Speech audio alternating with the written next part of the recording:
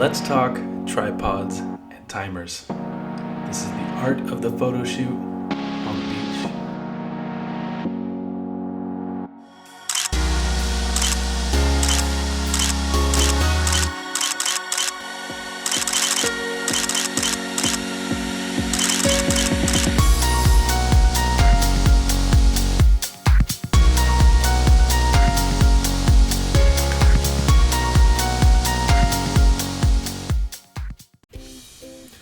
Welcome back, everyone. It's me, Greg, and this is the art of the photo shoot.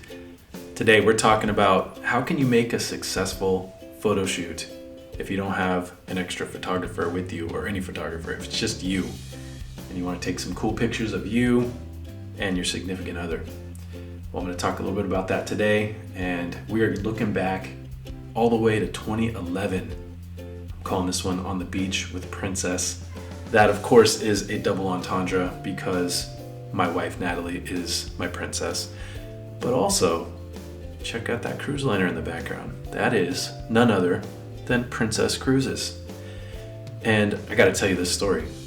This very cruise, the reason some of these pictures that you see say, "Thanks, Princess," in the sand, is that we won this cruise for free from Princess. And it was a photo contest that won us the cruise. You wouldn't believe it unless I told you. Let me show you this picture. Boom, right there. That was a young me back in the day. And the contest was thus. Princess Cruises sent out an email and said, send us a picture of you stressed out at work, telling us why you need a vacation. And this is the picture I came up with. So, I was a middle school teacher at the time and also ran an after school program, and that's where this picture came in. This is an after school program, and so I had some of the kids around me with the camera set up on a tripod and left the shutter open. It's a nice little trick you can do. Left the shutter open longer than you might otherwise leave it open, because if you leave a shutter open too long, even just a fraction of a second, everything's blurry, right? That's the point of a fast shutter, is it opens and closes really quick to only let in enough light to take the picture, but without all the motion. So in this case, I opened the shutter longer than was needed, and I stayed still and instructed the kids in the class to just get a little out of control behind me, as if they're gonna throw a ball at me or, cut my hair, screaming in the foreground, climbing on the desks, and that's what they did. So I did a little Photoshop with this picture too, because we took a few takes at it, and a lot of them were so good. So you can see the one kid in the blue shirt, he's actually in there twice, because I layered him on from two different pictures. But that's the picture I submitted to Princess Cruises, and wouldn't you know it, they picked us. So Natalie and I got a free cruise after winning this photo contest. So I guess that makes me a multi-photo contest winner, because we talked about one earlier as well. Anyway, let's get back to these pictures. So among many of the days and pictures we took on this cruise, this was just one particular afternoon where we were on a beach in the Bahamas, and we found just a private area at the beach and set up this photo shoot. So pretty simple with the tripod. I don't need to explain how to use a tripod and a timer. You can figure that out easily enough. But I just wanted to say that in both the case of the picture that won us this cruise, and in, well, I guess just one of these pictures, the only one I'm in, used a tripod. What I often do, instead of carrying around a tripod, if I am taking pictures of our family and I want to hop in one of the pictures, I don't know, I wouldn't recommend it, but I've gotten really good at just finding a place for the camera to sit comfortably, like on the camera bag, for example, or up on a rock, but with a sweatshirt, propping it up so it's balanced. I guess you could call that like a redneck tripod. That's how I do it. In this case, it's an actual tripod. You can see the picture's taken from pretty high up, so it is on a tripod with a timer. And this is to catch us with the Princess Cruise line in the background and the message, "Thanks, Princess." So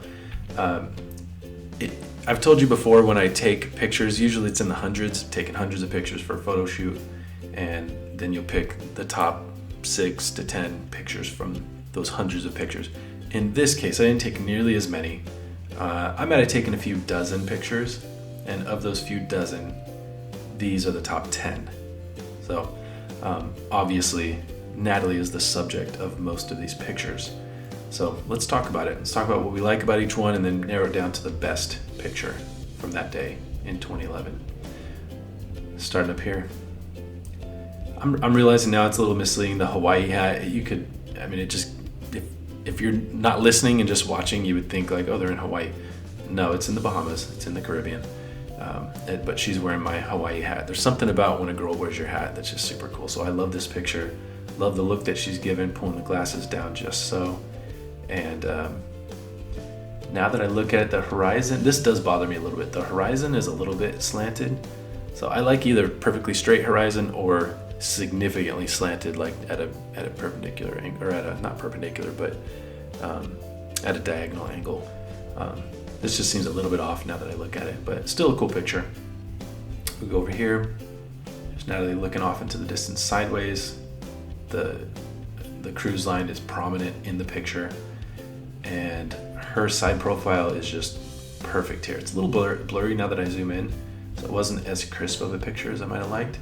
And part of the reason is the camera I was using back then was my trusty Rebel. So let's talk about those Rebel cameras here for just a second. So in the past, I've talked about some of these Canon lineups. The 1D is their flagship camera. These are their top cameras. Whether you're talking about the new mirrorless or the older mirrored cameras, the DSLRs, this is the top camera. Stepping down from there, you get the 5D, super popular, amazing camera. Then you have the 10D series, and every time they had a new one, it was 10D, 20D, 30D, 40D, and so on. I had the 40D. I also got me a 20D recently, just vintage at a thrift store. And then below that, you got the Rebels. The Rebels are the most cost-effective Canon camera bodies. You can put the same lenses with the EF mount on these cameras, and that's what I did. My first setup was an old Rebel. In fact, it wasn't even these. It was older than these ones. It was one of the gray ones. The Rebel XT, maybe? It was an old one. And then I put the 2470 lens on it. So working with the Rebel, I think one of the downsides is when you do want to blow it up or zoom in, it's just a lower pixels, right? It's the cameras today shoot 20, 30, 40 megabyte sized images. The Rebels were nothing close to that. Even shooting in RAW, they might be just a few megabytes in size. So anyway, that's what I'm shooting with. Let's get back to those pictures. Talked about this one already.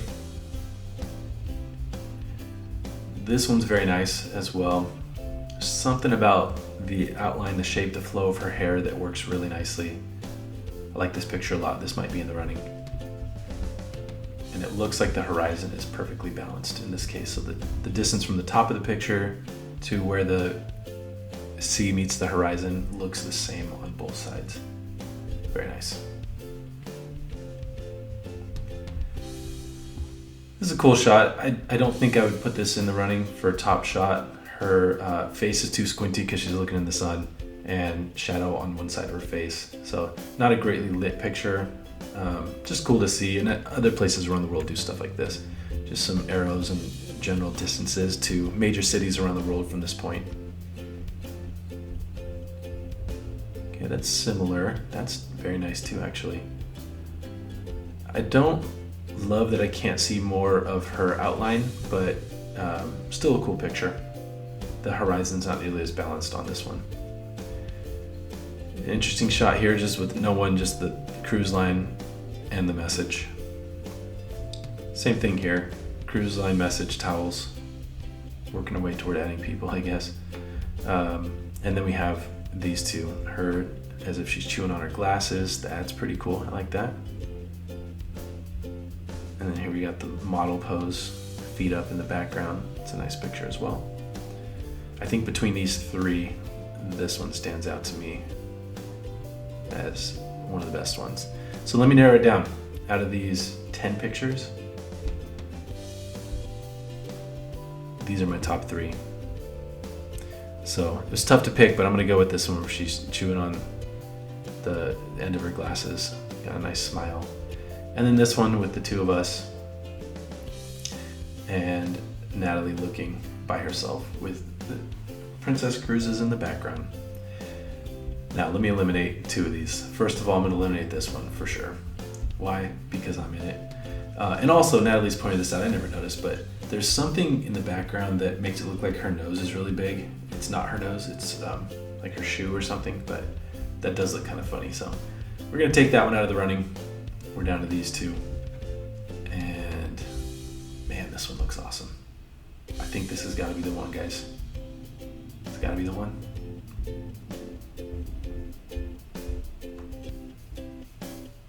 There's your winner. Top picture from that day on the beach with Princess 2011. Reminds me of some lyrics from a Lenko song. This song came out many years after this photo shoot, but this reminds me of our early years of marriage. I'm gonna be your forever, so baby, will you be my wife? Now that we know a little better, we could have a real nice life, because I'm what you wanted and you're what I need, so let's meet in between. We're gonna be the greatest love story this town has ever seen. Hopefully you learned something about photo shoots today and tripods and framing and all that stuff. There's a lot more to come, so make sure you like and subscribe so you don't miss any new content coming out. I'll catch you next time.